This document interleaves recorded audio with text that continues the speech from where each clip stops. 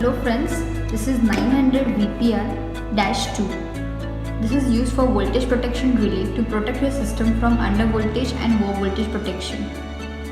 So I'll explain you the view of the product, how it in front view there are 3 keys: circle key, down arrow key and up arrow key.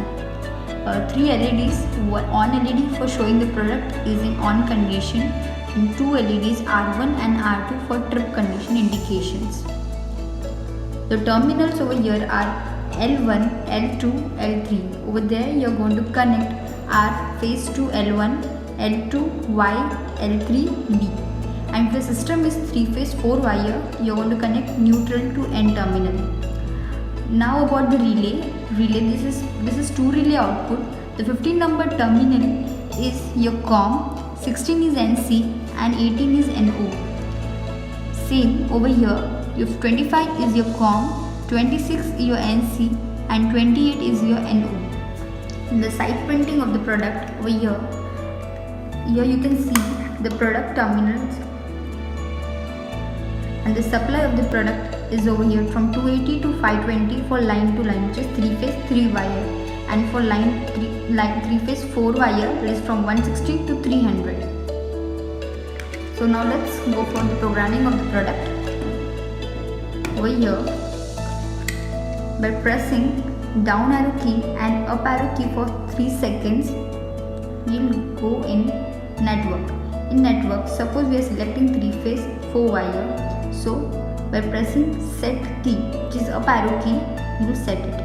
This is our L1, means relay 1 setting. Over here, by pressing up arrow key, you will see OV. OV is O voltage. Over here, you are turning on the voltage option on set over voltage. So here, suppose I am keeping it to 188, the O voltage. With the help of circle key and up arrow key or down arrow key, you can set the value which you require as per your application point of view. So suppose I am keeping 191 set. This is UV is under voltage on. Now after turning on set under voltage. Suppose same here you can set it as per your requirement. Set OF is over frequency on. Set over frequency. Okay. Under frequency, UF is under frequency on. Set under frequency. Okay. After that, AS is asymmetry, phase asymmetry, which I am turning on. Phase asymmetry. How much phase asymmetry? It's in percentage. So set it. PSQ is phase sequence. It will detect your phase sequence. Phases are not in sequence, so you're turning it option on. Set. PFL is phase failure on. Latch. If your latch is off, it is auto reset, and if it is on, manually you need to go and reset your unit when it will get tripped. So ideally, most of the application you keep it off.